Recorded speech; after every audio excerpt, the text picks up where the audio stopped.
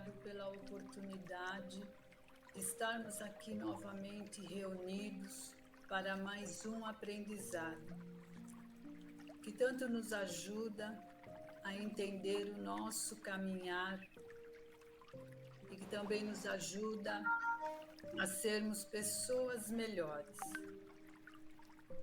Agradecemos ao nosso mentor, amigo e companheiro, agradecemos ao mentor desse curso, agradecemos a Jesus, nosso Mestre, que nos traz todos esses ensinamentos para que nós possamos sempre estarmos nos melhorando,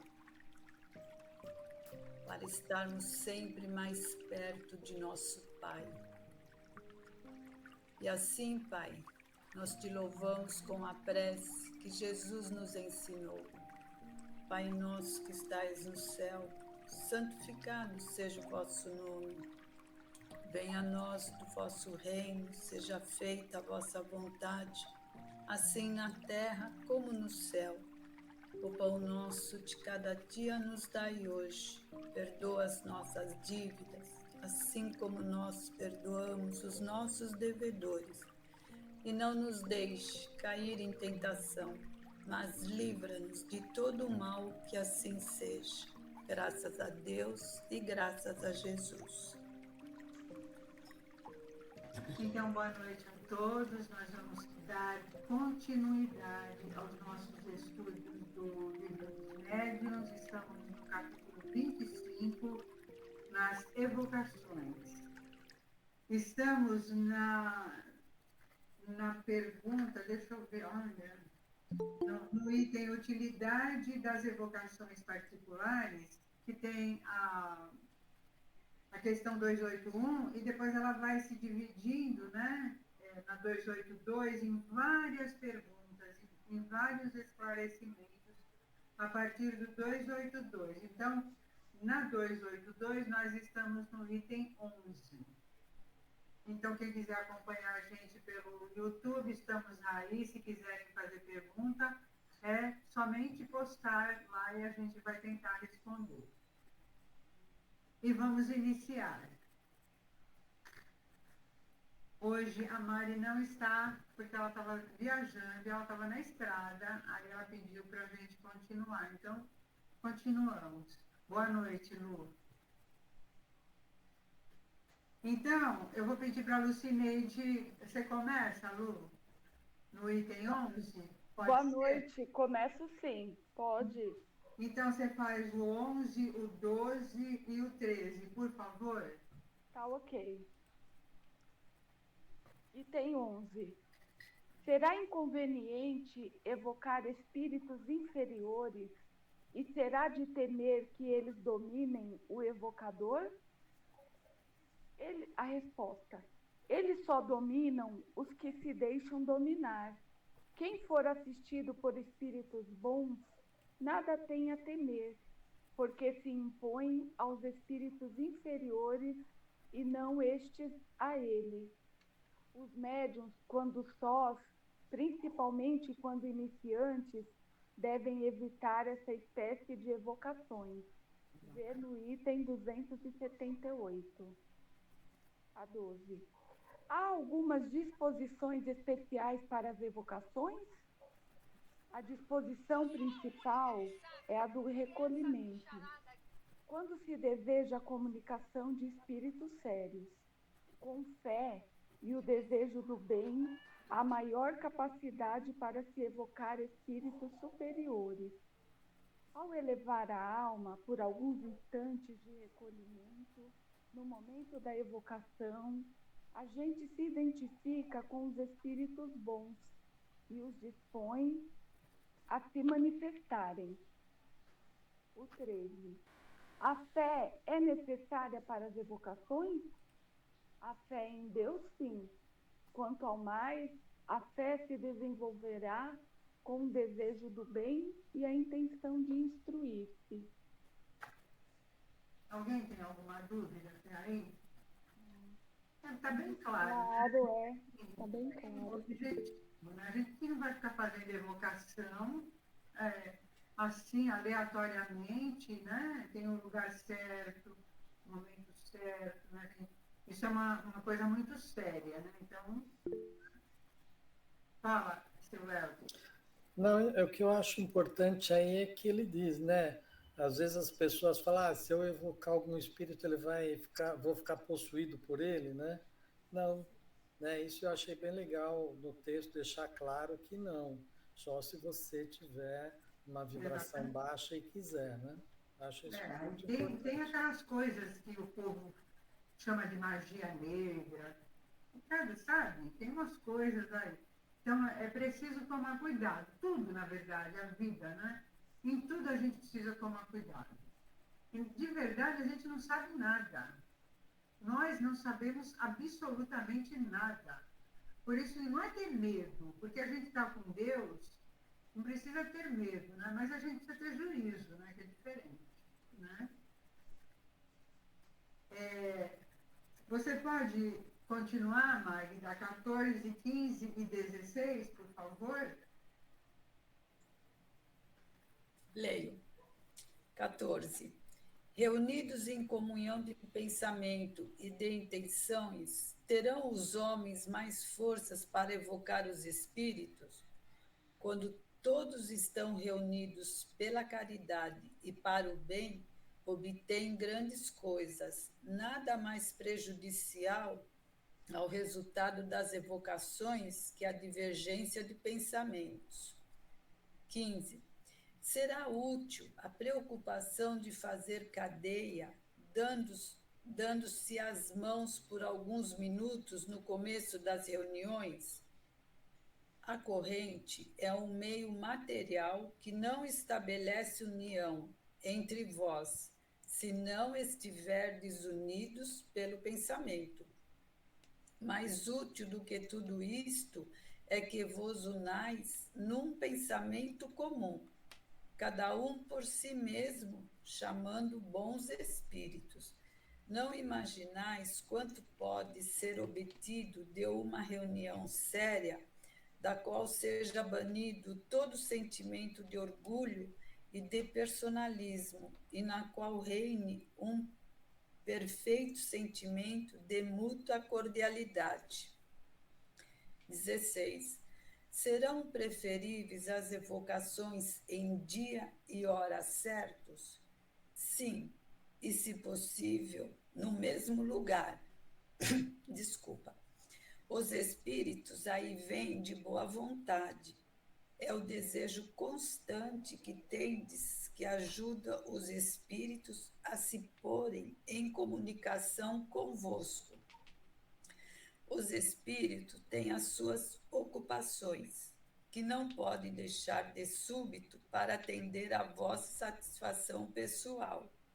Digo no mesmo lugar, mas não penseis, seja isto uma obrigação absoluta, porque os espíritos vão a toda parte.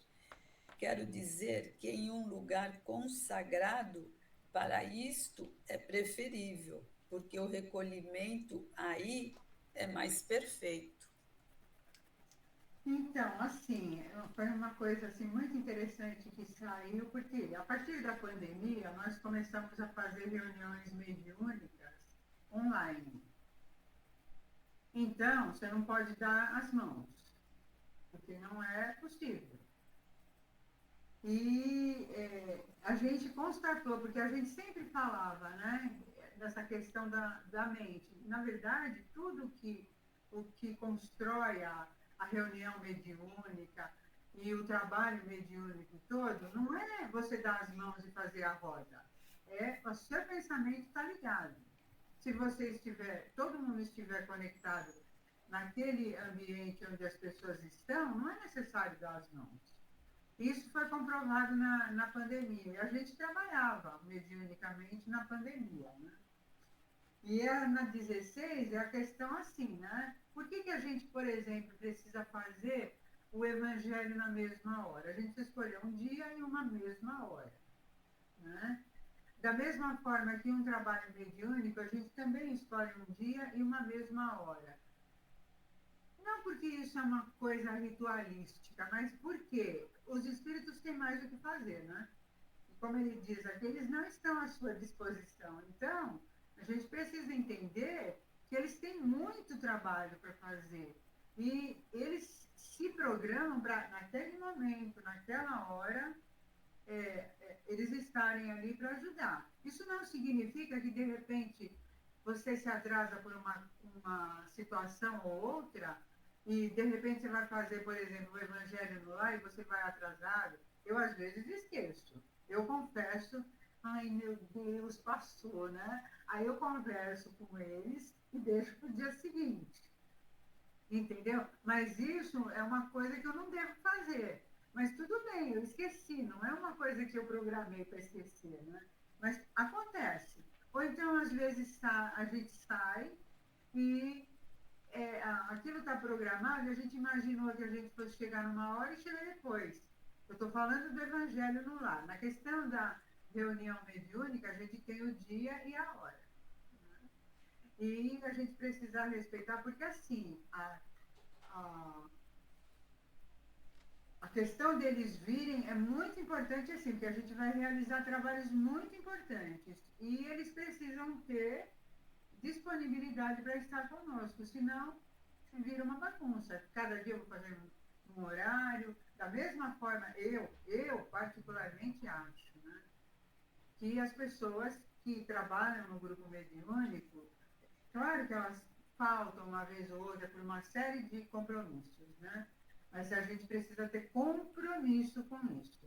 Eu assumi o compromisso de trabalhar mediunicamente. Então, não é, eu vou só quando me der vontade. Não é assim. Né? Eu vou só quando eu puder. Não é assim. Eu vou porque eu assumi um compromisso. Então, se a gente tem dúvida, não assuma nenhum compromisso. É melhor. Tá? Então, eu vou ler as 3. Seu Helder quer ler? Depois eu leio as outras 3? Posso ler, Edna? Então, a 17, 18 e 19, ok? Ok. 17. Certos objetos, tais como medalhas e talismãs, têm a propriedade de atraírem ou repelirem os espíritos, como alguns o pretendem? Essa pergunta é inútil, porque sabeis bem que a matéria não tem nenhuma ação sobre os espíritos. Estejais bem certos de que jamais um bom espírito aconselha semelhantes absurdos. A virtude dos talismãs, de qualquer natureza que sejam, não existiu senão na imaginação das pessoas crédulas. Não precisa nem falar nada, né? Ele foi muito, foi muito objetivo e claro.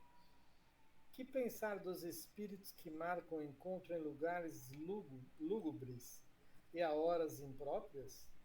Esses espíritos se divertem às custas dos que os escutam. É sempre inútil e com frequência perigoso ceder a tais sugestões. Inútil porque não se ganha absolutamente nada se não ser mistificado. Perigoso não pelo mal que os espíritos podem fazer, mas pela influência que isso pode exercer sobre os cérebros fracos.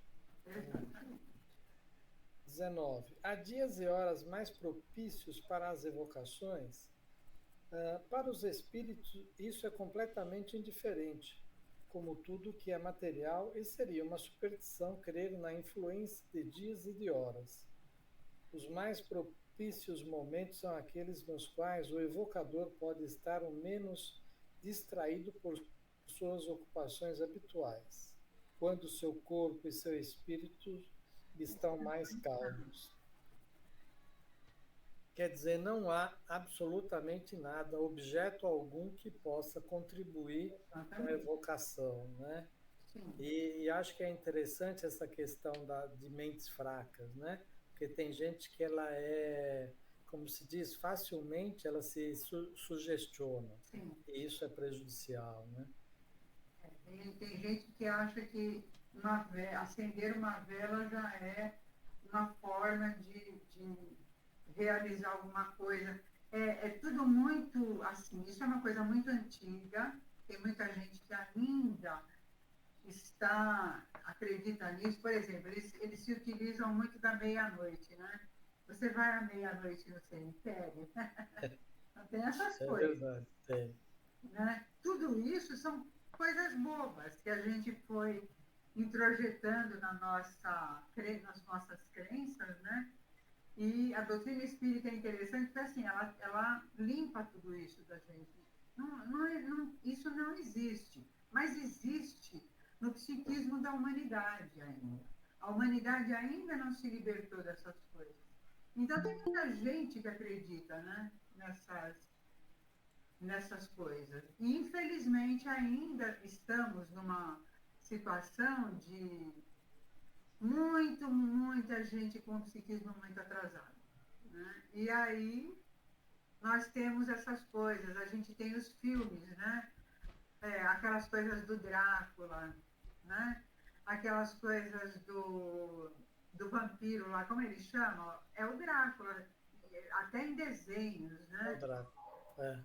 Tem muitas, assim, esses Walking Dead, aquelas coisas, sabe? Aquelas coisas. Isso não existe, mas você percebe que isso são as coisas que mais fazem sucesso, porque as pessoas gostam disso. As pessoas ainda têm muito compromisso mental com essas coisas. E isso não existe, na verdade, né? E faz até as pessoas sofrerem. Mas paciência, se a pessoa quer. Eu estava ouvindo hoje o Haroldo falando, né? Se a pessoa acha que acender uma vela para rezar vai ajudar, deixa ela fazer. Paciência, é assim que ela está. A gente não tem que ficar falando, não, você está louco, isso não existe. Não, se faz bem para ela, deixa ela fazer. Um dia ela vai entender que isso não é necessário. Mas a gente descobre as coisas por nós mesmos, né? Às vezes numa conversa, quando a gente está disposto a entender as coisas, né? Senão, não adianta ficar discutindo com ninguém, né? Mas isso não existe. Alguém quer falar mais alguma coisa a respeito disso? Então eu vou ler a 20 e a 21, que são grandes, ok? Então, a evocação para os espíritos é agradável ou difícil? Eles vêm voluntariamente quando são chamados? Isso depende do seu caráter e do motivo do chamado. Quando o objetivo é louvável e o meio é simpático, a evocação é agradável e mesmo atraente. Os espíritos sentem-se felizes com a afeição que lhes dedicamos. Para alguns é uma grande felicidade se comunicar com os homens e sofrem quando são esquecidos. Mas, como já disse, isso depende igualmente do seu caráter entre os espíritos. Do seu caráter. Entre os espíritos há também os misantropos, que não gostam de ser incomodados e cujas respostas revelam o seu mau humor, especificamente quando são chamados por pessoas indiferentes por quem eles não se interessam. Muitas vezes um espírito não tem nenhum motivo para atender ao chamado de um desconhecido, que lhe é indiferente. Quase sempre é movido pela curiosidade. Quando vem, em geral, faz curtas comunicações, a menos que haja um objetivo sério e instrutivo na evocação. Aí, tem uma nota aqui que é de Kardec. Há pessoas que evocam seus parentes apenas para lhes perguntar coisas vulgares da vida material. Por exemplo, para saber se vão alugar ou vender sua casa, para conhecer o proveito que tirarão da sua mercadoria onde há dinheiro escondido, se tal negócio será ou não vantajoso. Nossos parentes do além-túmulo se interessam por nós apenas em razão da afeição que temos por eles. Se todo o nosso pensamento se limita a transformá-los em feiticeiros ou adivinhos, se pensamos neles apenas para lhes pedir informações, eles não podem ter por nós grande simpatia.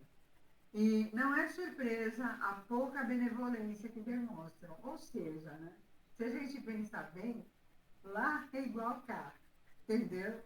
Se eu gostar, eu vou. Se eu não gostar, eu não vou. Se eu for mal-humorado, por quê? Porque eles ainda estão na erraticidade. Eles ainda não são espíritos iluminados, né? Eles estão tentando, eles estão caminhando, mas ainda tem muitos defeitos, muitas coisas para transformar, né? Então, às vezes vem, às vezes não vem. E essa questão, eu conheci muita gente que pedia desesperadamente para a mãe, para alguém que tinha morrido recentemente, que ajudasse, porque ia vender, porque ia comprar, até bilhete de loteria, gente. As pessoas têm umas coisas assim, e eles têm mais o que fazer, né? Eles têm que se esclarecer também, assim como nós aqui, né? Eles frequentam cursos, eles fazem muitas coisas e eles precisam trabalhar. E você fica chamando a pessoa para Para besteira, né? exatamente, para pedir para ele uma opinião sobre qual é o número da loteria que vai sair. Que é isso, né? É bem complicado, né? Boa noite, eu acho que é Lime. Seja bem-vindo. E nós vamos para 21 agora. Há diferença entre os bons e os maus espíritos em atender ao nosso apelo? Há muita diferença. Os maus espíritos vêm voluntariamente apenas quando pretendem dominar e enganar, mas passam por grande contrariedade quando são forçados a vir para reconhecerem seus erros e só pedem para ir embora, como um estudante que se chama para uma corrigenda.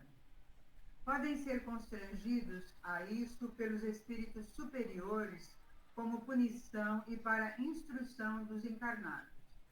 A evocação é difícil para os bons espíritos quando chamados inutilmente para futilidades, então eles não vêm ou se retiram. Podeis considerar, em princípio, os espíritos, quaisquer que eles sejam, não gostam, como vós, de servir de distração para os curiosos. Muitas vezes, não tendes outro objetivo ao evocar um espírito do que ver o que ele vos dirá ou de interrogá-lo sobre as particularidades da sua vida, como se fosse obrigado a vos fazer confidências. Acreditais que ele vai se colocar no banco dos réus para o vosso prazer? Desiludi-vos. O que não faria enquanto vivo, não fará em espírito. A experiência, aqui é uma nota do Kardec, a experiência prova de fato que a evocação é sempre agradável aos espíritos quando há um objetivo sério e útil. Os bons vêm com prazer nos instruir. Os sofredores encontram consolação na simpatia que lhes dispensamos. Os que conhecemos ficam satisfeitos por serem lembrados. Os espíritos levianos gostam de ser evocados por pessoas fúteis, porque isso lhes fornece ocasião de se divertirem às custas dela. Ou seja, eles também são fúteis, né?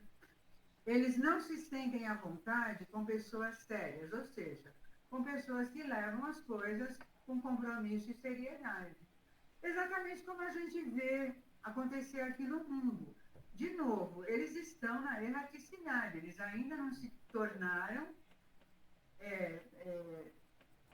espíritos iluminados, eles estão andando.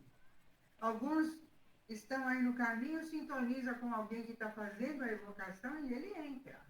E para se divertir.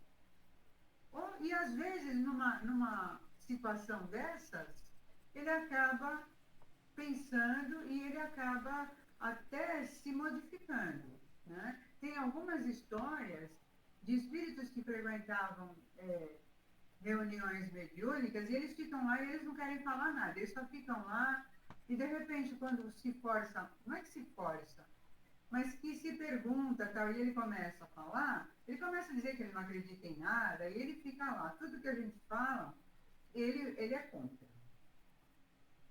Mas e ele vai de novo, ele vai outra vez, ele começa a ser frequentador da reunião. E um dia ele se mostra com mais boa vontade, é onde a gente consegue ajudar ele, porque na verdade ele precisa de ajuda, né? Assim como nós podemos fazer na nossa casa, no nosso dia e na nossa vida. Se você vive em eterna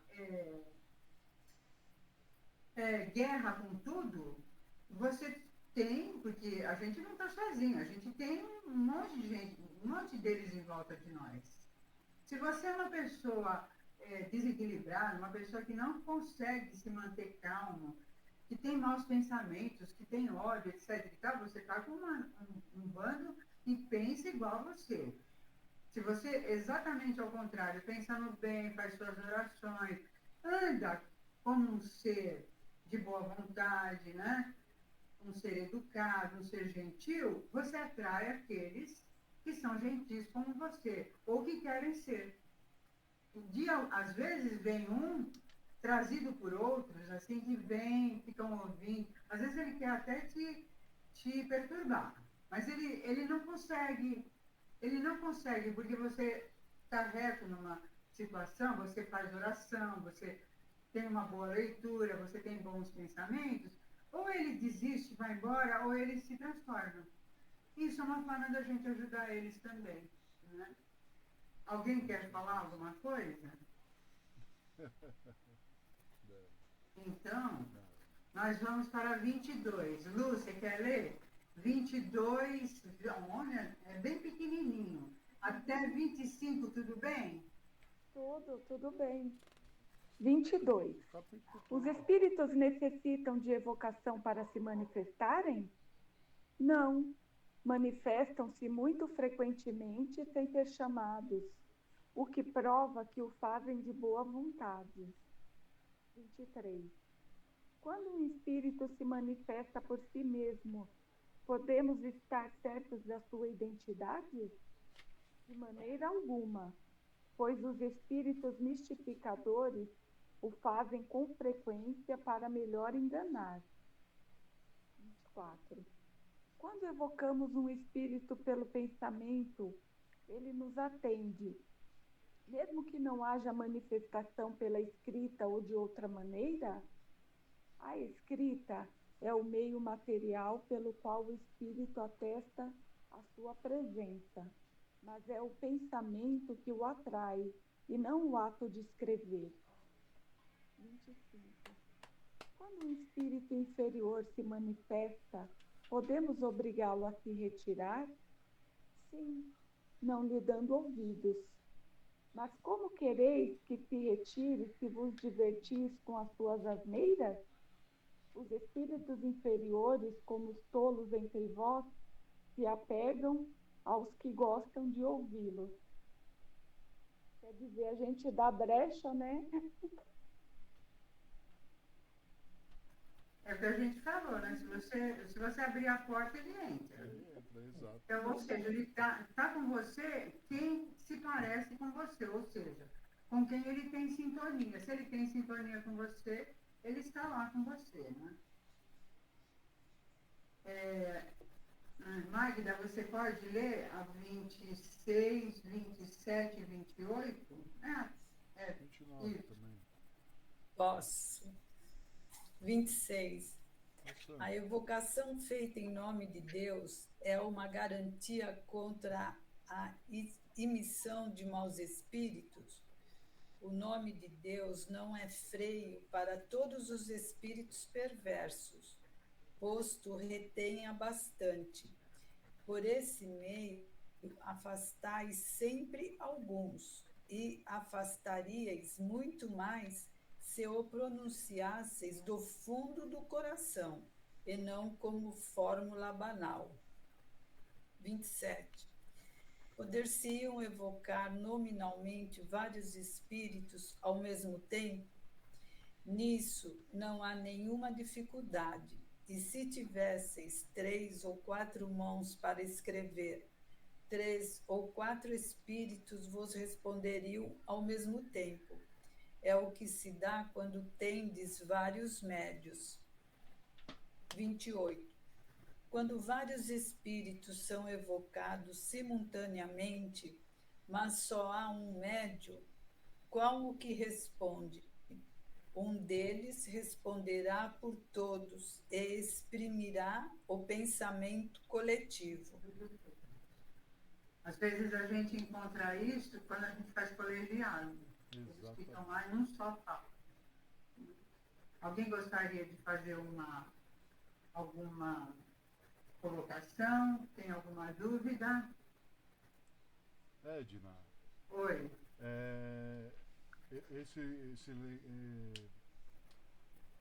Você falou do colegiado.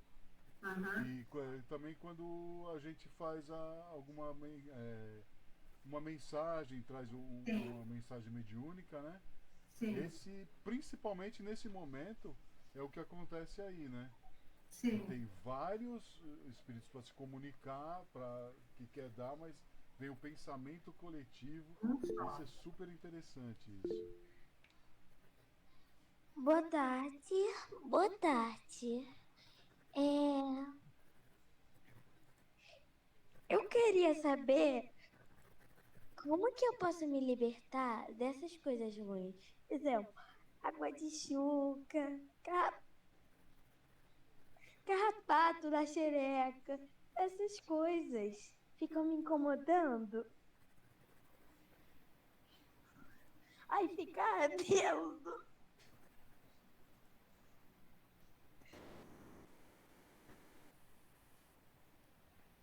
Você vê como as pessoas são complicadas, né? Meu Deus do céu. Tirando onda, né? Fazer o quê, né? Paciência. Deus tenha misericórdia dessa criatura. Ela precisa de orações. Está perdida no mundo. Paciência. A gente vai para 29. Você pode ler, Tânia? Depois a Sandra está aí ou a Sandra saiu? A Sandra acho que caiu, né? Ela entrou. Você lê, Magda, 29? Leio, Edna. 29.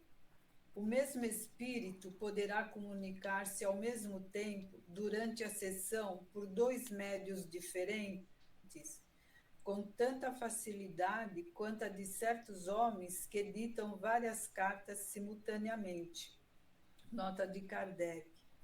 Vimos um espírito responder ao mesmo tempo, por 2 médiuns, às perguntas que lhe eram dirigidas, a um em inglês, ao outro em francês, e as respostas eram idênticas quanto ao sentido. Algumas até eram a tradução literal recíproca.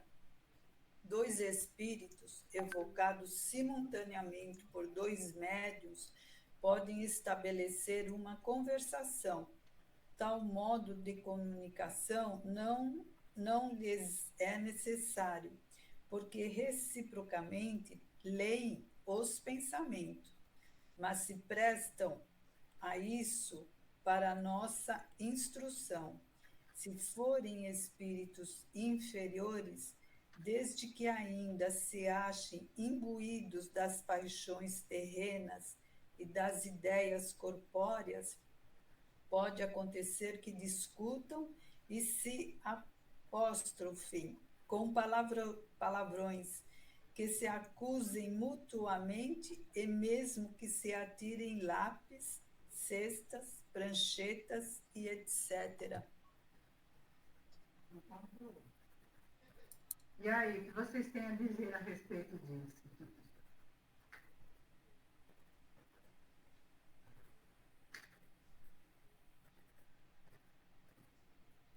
O que vocês acham dessa resposta? A resposta é bem interessante.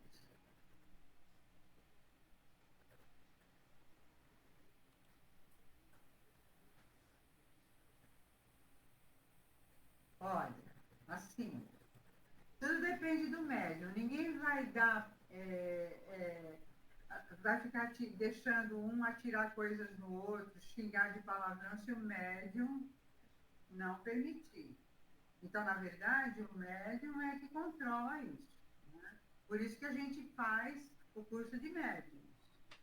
Né? Educação mediúnica é importantíssima. Então, por exemplo, se você for num outro local, numa outra situação,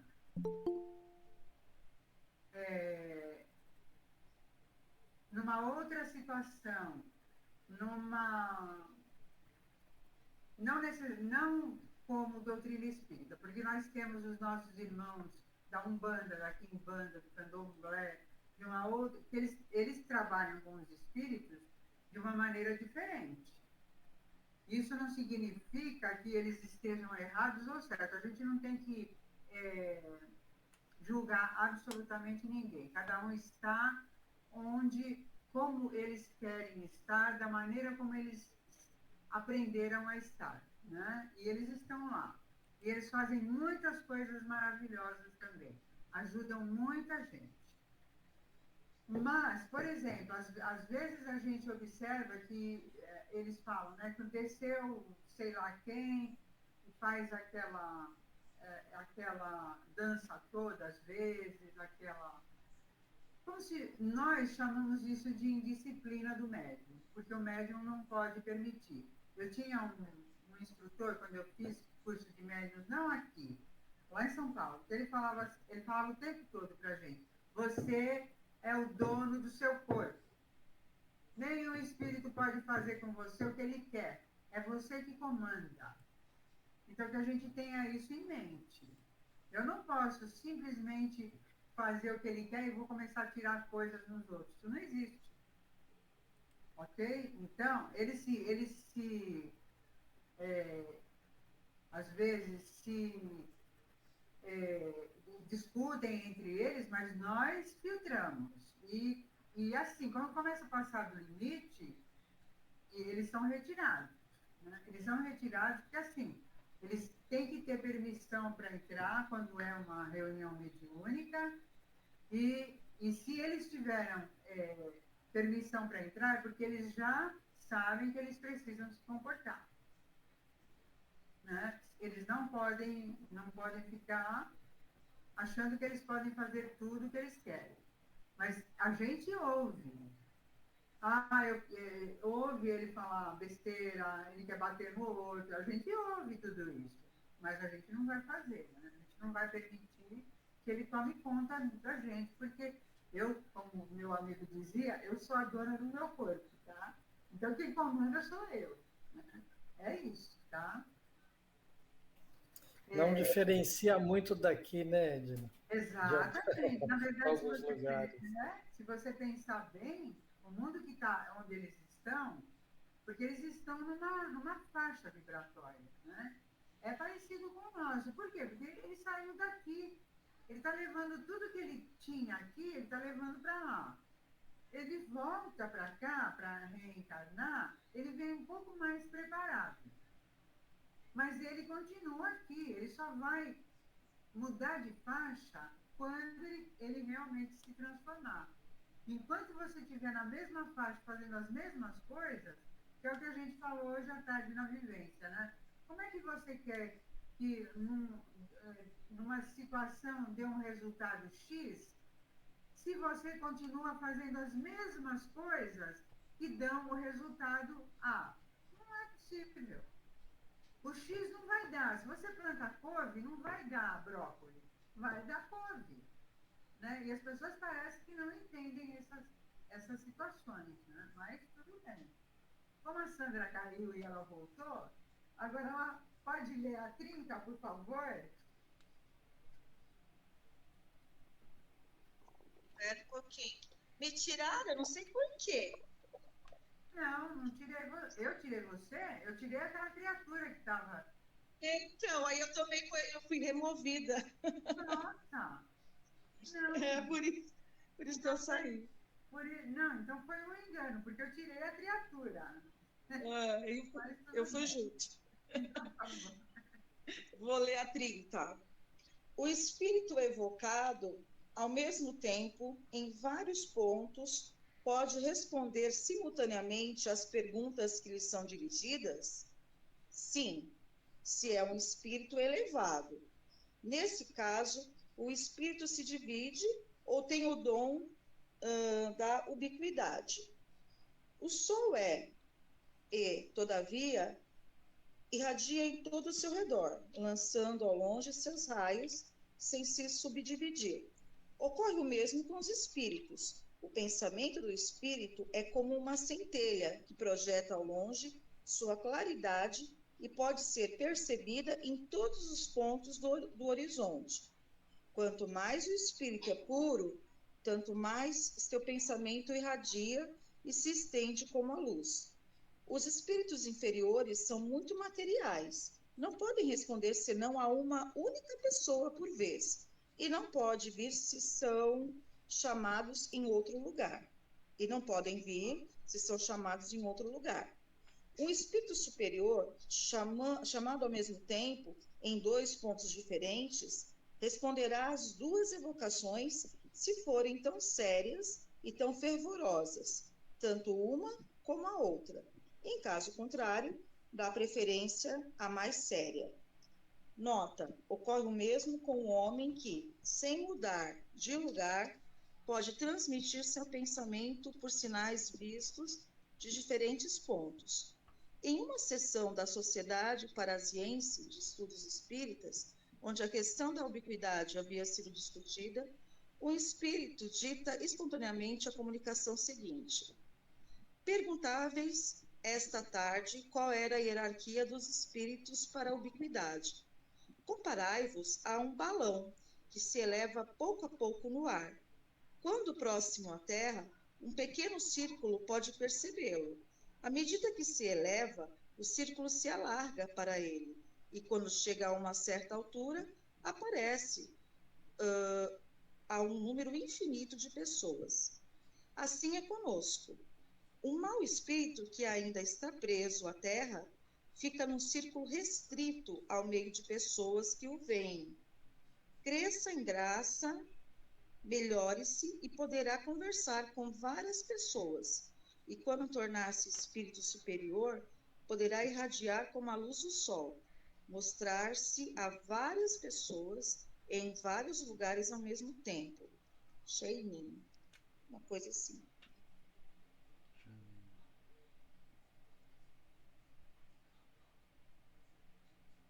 Todo mundo entendeu o que é ubiquidade? Está bem claro. No meu tem, inclusive, o significado embaixo. Não sei no livro de vocês o que é. Alguém tem alguma dúvida a respeito disso? Então, nós vamos passar. Quem não leu ainda? É o seu Helder. Seu Helder. Oi. Da 31 a 34, tudo bem? Tá bom. 31. Podem ser evocados os espíritos puros, os que terminaram a série de encarnações? Sim, mas muito raramente. Não se comunica senão com os corações puros e sinceros, e não aos orgulhosos e aos egoístas. Por isso é preciso desconfiar dos espíritos inferiores que tomam essa qualidade para se darem mais importância aos vossos olhos. Isso é bom saber, né? Exatamente. 32. Como ocorre que o espírito dos homens mais ilustres venham tão facilmente e tão familiarmente ao chamado dos homens mais obscuros?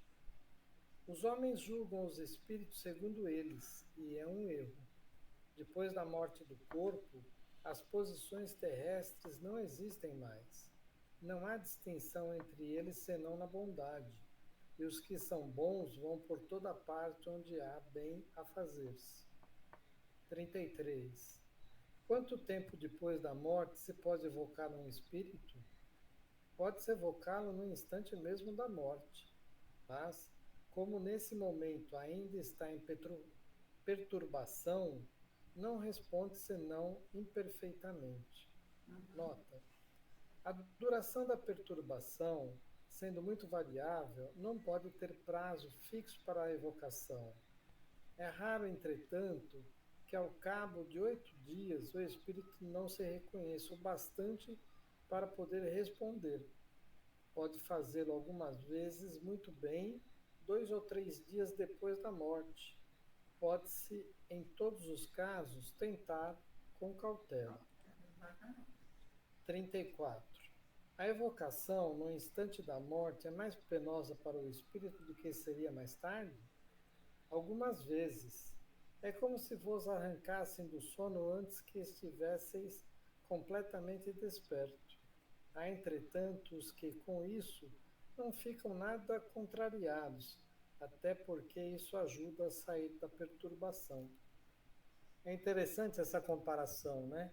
Porque tem realmente muita gente que, se for acordado antes da hora, Sim. acorda extremamente irritado, né? E Exatamente. tem outros que não tem problema nenhum. Sim. É interessante também, eu acho que esse período é o período de passagem, né, que a gente faz, né? De poder entender o que é que está acontecendo com a gente, né? Não é para levar assim isso, é para eu ter medo. Não. A gente deve ter até um medinho. Eu lembro uma vez que o Chico foi perguntado, né? Se ele tinha medo da morte. Então ele respondeu daquele jeitinho dele. Não, eu não tenho medo de morrer, eu só tenho medo da hora, da passagem. Entendeu? Então, não é para a gente ter medo, porque nós temos bastante conhecimento, né? Mas, com certeza, eu acho, né? Eu tenho certeza que eu morri várias vezes, né? Mas eu acho que é como você, por exemplo, ter estado doente muito tempo, em estado de coma, e de repente você volta, e você não sabe onde você está. Eu imagino que seja assim, aquela situação, assim, para você se situar, onde eu estou, né? O que aconteceu? Então, aí vem, olha, se você não tiver ninguém e acordar numa situação dessa, comece a rezar. Comece a rezar, porque aí você vai ver todo mundo em volta de você. Né? Tinha uma amiga que fala, Gina, tem coisas que a gente precisa lembrar. Primeiro, se você acordar, estiver na sua casa, se olhar no espelho e você não se vê, você já era. Se você for abrir a porta do seu quarto e sua mão passar a fechadura, você já era. Entendeu? Aí você começa a rezar. E reze e chore muito. Que é para eles virem depressa te pegar. Se acordar e ver uma pessoa que há muito tempo você não via, Nossa. Você fala, bom, acho que eu já fui. Eu já era. Entendeu? Então, ele era muito engraçado. Magda, você 35. pode ler a 35? Para acabar. Leio. A 35, a 35, eu leio a 36, vai. Ela é grande. 35. Como pode o espírito de uma criança morta em tenra idade responder com conhecimento de causa, desde que em vida ainda não tinha consciência de si mesma? A alma da criança é um espírito ainda envolto nas roupagens da matéria. Desprendido desta, goza das faculdades de espírito, porque os espíritos não têm idade, o que prova que o espírito da criança já viveu.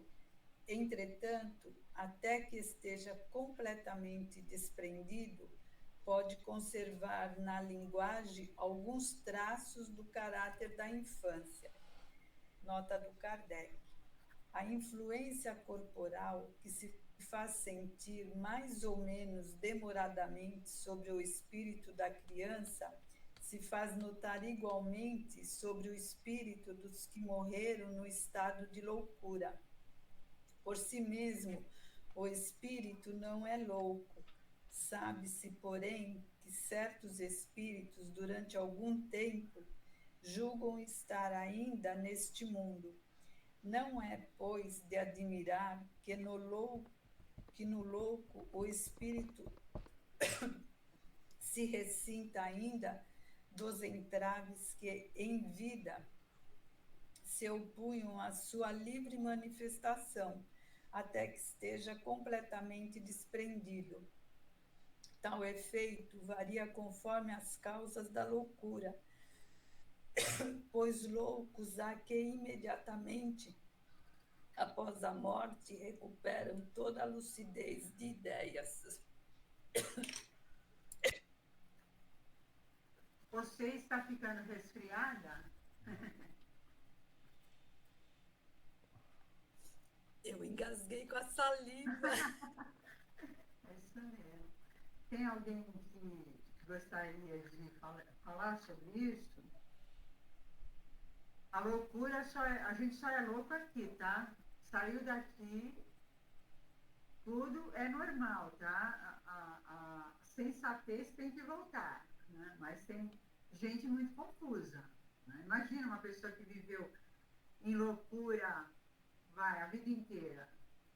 Assim como a criança, que ele fala, que na verdade não tem criança. Ele era uma pessoa que encarnou e morreu criança aqui, mas ele tem milhões de anos, né? E a gente acha que ele não sabe nada, e ele sabe, né? Então, a questão tanto de ser criança, por que eles aparecem às vezes em algumas situações, as crianças espiritualmente mostradas, né? Porque ele ainda está na fase que ele ainda não conseguiu entender que ele já é adulto, ele está lá, ele vai indo, até que ele se aposta do conhecimento todo, né? E esse é um estado, para algumas pessoas, bastante demorado, até ele se ver como um ser adulto, né? E da mesma forma que a pessoa que está muito doente, que na questão de loucura, na questão das doenças da alma, né? As doenças da mente. Então, eles também têm dificuldade para se reconhecer. Então, começam, por isso que lá em cima tem, não sei se é lá em cima, mas lá tem hospitais, né? Tem uma porção de locais onde se trata dessas pessoas. Existe, por exemplo, o Hospital Esperança. Em geral, para o Hospital Esperança, vão, em geral, mas não é uma regra fixa. Os espíritas que tem um monte de espírita revoltado, fazer o quê, né? Fala, seu Elvo. Não, então, a saúde mental, ela é daqui, né? O problema é aqui. Mas quando ela desencarna, ela precisa passar por algum hospital, algum local onde ela possa se libertar desses espíritos que viviam perturbando essa pessoa? Sim, ela vai passar. Assim, estou falando do Hospital Esperança, que é o que eu leio, que eu conheço mais, né? Eles ficam lá, eles têm as alas, e cada um, de acordo com a sua necessidade, fica lá. E eles vão sendo tratados, né? Até que eles possam se perceber curados, ou a caminho da cura, vão começando a ficar mais conscientes, né? E vão se libertando daquela questão que era doença aqui, mas que não é doença lá. Mas a perturbação era tão grande e envolvia tanto que ele precisa de tratamento lá para ele poder voltar, né? Ele tem que voltar. O Hospital Esperança faz isso, né? Tem o doutor Inácio, que é o psiquiatra, que era psiquiatra aqui, né? A Maria Modesto Cravo, que trabalha nesse hospital, entendeu? Eu acho que é o Eurípides Barçanufo, se eu não me engano, que é o diretor espiritual desse hospital. Tem uma série de livros muito interessantes a respeito disso, tá? Depois eu vou passar uma lista desses livros para vocês, ok? Por favor. Lu, você lê, por favor, a 36? Leio sim. Vai falar sobre a evocação de animais. Sim. Pode-se evocar o espírito de um animal? O princípio inteligente que animava o animal fica em estado latente após a morte. Os espíritos encarregados desse trabalho imediatamente o utilizam para animar outros seres, através dos quais continuará o processo da sua elaboração. Assim, no mundo dos espíritos, não há espíritos errantes de animais, mas somente espíritos humanos. Isso responde à vossa pergunta? Vocês entenderam? Porque o animal tem espírito, mas não significa que ele é igual a um ser humano. O ser humano é uma outra situação. Que a gente também pense no seguinte, a gente não foi animal. Nós somos espíritos humanos, mas nós estagiamos no animal. É diferente de ser um animal. Nós estamos lá com ele, para saber tudo que nós precisamos saber. Por exemplo, os instintos que o animal tem um instinto de defesa, que nós temos. Onde foi que nós aprendemos? Quando a gente estagiou com um deles. E nós estagiamos com todos, tá? Desde o mais feroz até o mais bonzinho, ok? Fala, seu Elton. Não, então, acho que você respondeu a questão. Eu ia perguntar, então, o ser animal é uma passagem, né? Então, um momento de aprendizado, seria isso? Exatamente. Tá. O animal é animal, o ser humano é o ser humano. Por isso que não há animais errantes, né? Exatamente. Só que quando a gente é criado, a gente é uma centelha de luz, vamos dizer assim. A gente é como se fosse uma molécula, alguma coisa do gênero. E a gente vai estagiar em todos os reinos, animal, vegetal, em todos os, até a gente se apossar do conhecimento de todo esse reino. Aí, um dia, você está correndo lá na savana, dá um tropeção, cai num buraco. Quando você sai do buraco, você começa a andar de 2. Entendeu? Até então você estava de 4. Aí, estou brincando, né? Até você assimilar tudo que é necessário assimilar do reino animal, do reino vegetal, né? Do reino mineral. A gente passa por todos eles. Né? A gente fica lá aprendendo tudo o que acontece com eles. Para depois, com todo esse conhecimento, aí começa, né? O homem primitivo, o troglodita, né? Nos mundos primitivos, e a Terra foi um mundo primitivo, né?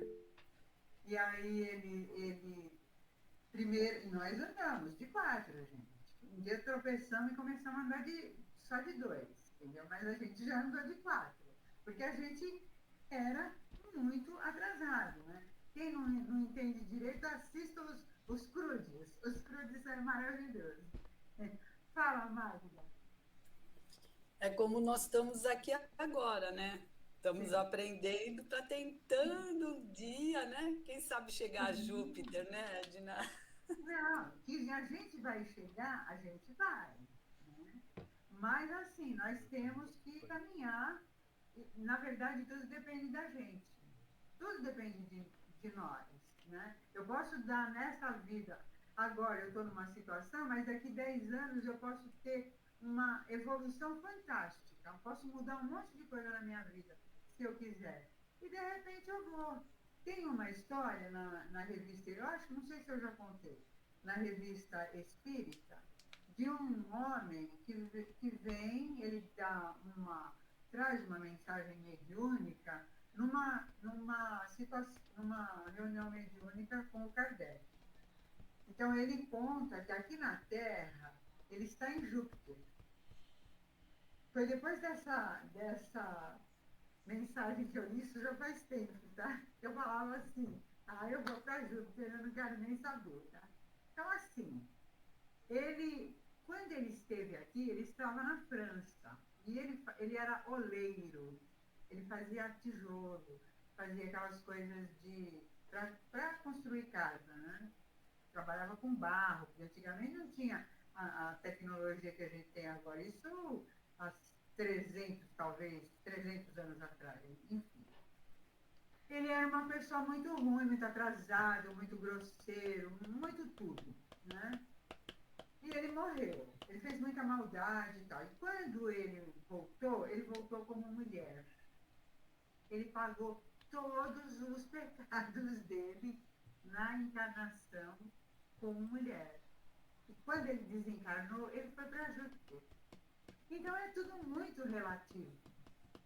Né? Então ele conta a história dele, as coisas que ele fez, tal, para mostrar para a gente que depende só da gente. Eu posso estar aqui hoje e eu posso mudar totalmente a minha vida se eu quiser, em vez de ficar nessa balada aqui que eu estou, que muita gente está, deixa para outra. A gente ouve, nessa vida aqui eu não quero fazer nada, eu vou deixar para a próxima. Isso é muito perigoso, né? A gente precisa ver se vai ter alguém que quer te receber para a próxima, né? E também tem isso, né? Então, tudo depende de nós. Se nós quisermos ir para lá, eu quero. Eu falei que agora a minha meta já não é nem Júpiter, agora é Sirius, tá? É acima de Júpiter, entendeu? Então, aí eu estava lendo, né, que Júpiter é fantástico, tem um monte de história. Você lá, a situação de por exemplo, uma relação sexual, uma pessoa ficar grávida, é tudo diferente. Eles, inclusive, vivem 500 anos aproximadamente lá, como matéria. É uma matéria diferente, mas é uma matéria. E, de repente, eles decidem que eles querem desencarnar. Então, é uma coisa muito interessante, muito legal. Alguém quer fazer alguma pergunta? Isso é em Júpiter ainda, porque em Sírius, imagina, Sírius é onde Jesus está, imagine. Olha só como eu sou metida. Só se eu cair aqui é que a bateria do computador está chegando ao fim, viu? Tá bom. Você pode continuar, Lu? Edna. Oi. Nosso horário. Nossa, não pode continuar. Nossa, eu juro, eu não olhei mais no relógio, eu me empolguei. Então nós vamos terminar, né? Eu peço desculpas. Você termina. Quem que fez a oração inicial foi a Magda? Você termina, Magda, por favor? Consegue? Consigo. Agradecemos ao Pai e a toda a espiritualidade a oportunidade de estarmos aqui reunidos para mais esse aprendizado. E assim, vamos enviar em agradecimento os nossos melhores sentimentos de amor, de paz, de luz para todo o universo, para todas as moradas da casa do Pai, para o nosso planeta Terra.